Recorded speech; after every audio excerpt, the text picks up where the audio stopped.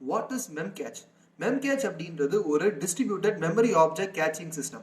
So இப்படி நம்ம சொன்னோம் அப்படின்னா கண்டிப்பா யாருக்கும் எதுவுமே புரியாது. ஸோ இப்போ ஆக்சுவலா அது என்ன, அது எதுக்காக யூஸ் பண்ணோம் அப்படின்னா நம்ம எல்லாரும் கண்டிப்பா வந்து சோஷியல் மீடியா அப்ளிகேஷன்ஸ் யூஸ் பண்ணியிருப்போம். இந்த சோஷியல் மீடியா அப்ளிகேஷன்ஸ்ல பாத்தீங்கன்னா நீங்க ஈவன் வந்துட்டு ஃபேஸ்புக் ஒரு இன்ஸ்டாகிராம்லேயே பார்க்கும்போது சில போஸ்ட் வந்துட்டு உங்களுக்கு ஆட்டோமேட்டிக்கா டக்குன்னு லோட் ஆகும். பட் சில போஸ்ட் பாத்தீங்கன்னா கொஞ்சம் டைம் எடுக்கும். ஸோ இங்க என்ன யூஸ் ஆகும் அப்படின்னா கேச்சிங் சிஸ்டம் அப்படின்றத யூஸ் பண்ணுவாங்க. எதுக்காகனா நம்ம எல்லாரும் வந்துட்டு இன்டர்நெட்ல போஸ்ட் பண்ற டேட்டா எல்லாமே டேட்டா பேஸ்ல ஸ்டோர் ஆகும். பட் டேட்டா பேஸ்ல இருந்து டேட்டாவை கெட் பண்ணி நம்ம அப்ளிகேஷன்ல டிஸ்பிளே பண்றதுக்கு it will take some time. Maybe ஒரு 1 செகண்ட் ஆர் 0.5 செகண்ட்ஸ் கூட டைம் எடுக்கலாம்.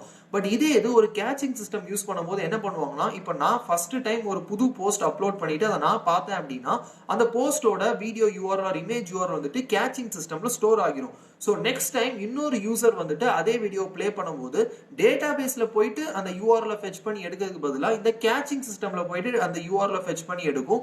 சப்போஸ் கேச்சிங் சிஸ்டம்ல இல்லை அப்படின்னா திருப்பி டேட்டா பேஸ்ல போய் ஃபெச் பண்ணி எடுக்கும். ஸோ இந்த மாதிரி இடையில ஒரு கேச்சிங் சிஸ்டம் யூஸ் பண்றதுனால இன்னும் ஃபாஸ்டா வந்துட்டு டேட்டாவை யூசர்ஸ்க்கு ப்ரொவைட் பண்ண முடியும். ஸோ இதனால தான் top companies like Facebook, Google, Netflix இவங்க எல்லாருமே அவங்களோட டேட்டாவை இன்னும் ஃபாஸ்டா கண்டென்ட்டை இன்னுமே ஈஸியரா அவங்களோட யூசர்ஸ்க்கு ப்ரொவைட் பண்ண முடியுது.